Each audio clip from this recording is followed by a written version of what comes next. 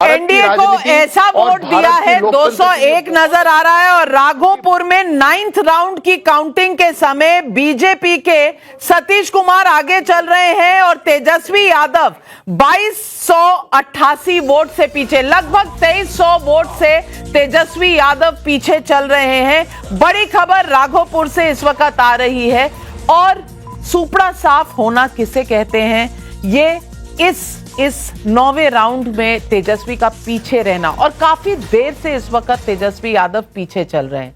मैं नहीं जानती, आखिरी मोमेंट में ये बदल भी सकता है, लेकिन तेजस्वी का पीछे होना, तेज प्रताप का पीछे होना, राहुल गांधी का, उनकी पार्टी का सुपड़ा साफ होना, असदुद्दीन ओवैसी के 5 पहले भी विधायक थे, इस बार भी 5 पर वो आगे चल रहे हैं। 5 में से 4 लेकर भाग गई थी आरजेडी, राजकुमार राजन जी वो भी बदला, उधर ओवैसी जी बदला पूरा कर रहे हैं, इधर प्रशांत किशोर जी आपसे बदला पूरा कर रहे हैं, कांग्रेस ने आपसे बदला पूरा कर लिया, बीजेपी तो सबसे लास्ट में आपके सामने खड़ी हुई। लेकिन मैं याद दिलाना चाहती हूं दर्शकों को, जिस दिन मैंने अमित शाह जी के साथ ट्रैवल किया था, श्योरन में उन्होंने क्या कहा था, मैं आपको सुनवाना चाहती हूं अमित शाह जी का ये बयान जो 3 नवंबर को उन्होंने दिया था। 14 नवंबर को काउंटिंग है, 11 नवंबर को चुनाव है। बेलसंड वालों, चुनाव का नतीजा जानना चाहते हो क्या? जानना है क्या? अरे जोर से बोलो, जानना है क्या?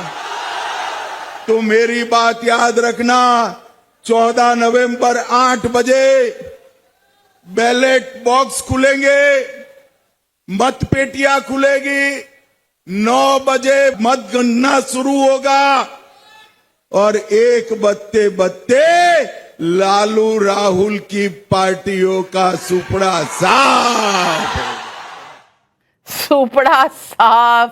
आनंद रंगनाथन थोड़ा सा नरमी से भी पेश आ सकते थे, 200 लेने की तो जरूरत नहीं थी। ये मुझे अमित शाह की तो कभी तो नरम हो जाया करो।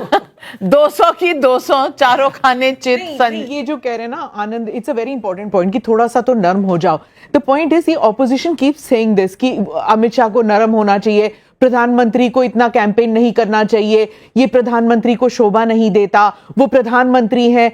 द पॉइंट इज हम लोगों को ना 10 साल वो आदत पड़ गई थी कि जो मनमोहन सिंह जी जो हैं वो प्रधानमंत्री हैं, वो पॉलिटिकल नहीं है। लेकिन ये दोनों जो हैं अमित शाह जी और Narendra Modi complete political animals, मतलब वो पॉलिटिकल एनिमल। हमारे साथ एक और जुड़ रहे हैं, केंद्रीय मंत्री सीआर पाटिल जी, बिहार के प्रभारी भी थे धर्मेंद्र प्रधान के साथ। सीआर पाटिल जी, बधाई बधाई बधाई, 400 पार नहीं हुआ तो 200 पार कर लिया आपने। ये बीजेपी का ये एजेंडा सुनामी लाने का हमेशा ही रहता है क्या? जी हाँ, वो हमेशा रहेगा भी, आगे भी।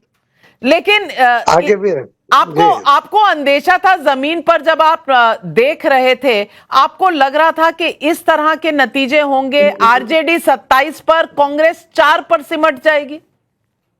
नहीं, 160 प्लस का अंदाजा था, मगर ये अंदाजा नहीं था क्योंकि अभी तक का जो बिहार का पैटर्न था ज्ञाति के आधार पर वोटिंग करना, वो पहली बार माननीय प्रधानमंत्री मोदी साहब के नेतृत्व में और मुख्यमंत्री श्री नीतीश कुमार जी के नेतृत्व में वो विकास के नाम पर वोटिंग हुआ। जो अमित भाई की स्ट्रेटेजी रही इसमें सफल रही है। तो ये अंदेशा नहीं था, हम भी बिहार के मतदाताओं का मन समझने में हम भी कम पड़े, हम भी नहीं समझ पाए थे कि इतना वो तैयार बैठे हैं। ये अपने आप में बहुत बड़ी बात है, इससे अच्छा बड़ा रिजल्ट हो ही नहीं सकता, मगर इसके साथ उनकी अपेक्षाएं जुड़ी है। और मुझे विश्वास है कि उनको जो प्रॉमिस किए गए हैं माननीय प्रधानमंत्री जी की तरफ, नीतीश कुमार जी की तरफ से, पार्टी की ओर से, वो सभी प्रॉमिसेस पूरे किए जाएंगे, ये मैं उनको विश्वास दिला सकता हूं बिहार के लोगों को, और उनका बहुत बहुत धन्यवाद भी करता हूं। आप सबके माध्यम से भी, आप लोगों ने भी जो हमारी बात वहां तक पहुंचाई और बाकी लोगों ने भी जो अपनी बात रखने की कोशिश की, उसके द्वारा लोगों ने तय कर लिया कि क्या करना चाहिए, क्या नहीं करना चाहिए। पाटिल जी, मैं पूछना चाहती हूँ, राहुल गांधी की पार्टी कहती है कि वोट चोरी है, ये चुनाव इलेक्शन कमीशन ने आपको जितवाया है, क्या जवाब देंगे? देखो, मुझे लगता है कि ये मुद्दा ही अभी उनके विपक्ष के आत्मा से चला गया है।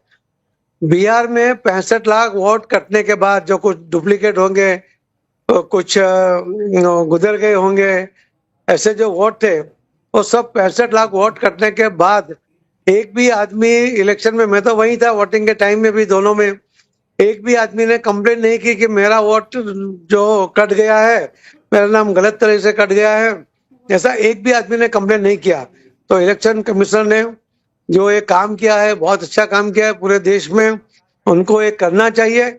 और जो मतदाता सूची है उसको स्वच्छ करना चाहिए। बिहार की तो हो गई है और बिहार के लोगों ने बाकी का काम स्वच्छता वो भी कर लिया है। इलेक्शन कमीशन ने पाटिल साहब, स्वच्छता ये कर भी दी। पूछूंगी कि असदुद्दीन ओवैसी ले गए हैं 5 सीटें, कांग्रेस 4 पर है। इसका असर आगे के चुनाव बंगाल में और उत्तर प्रदेश में आपको लगता है असर होने वाला है?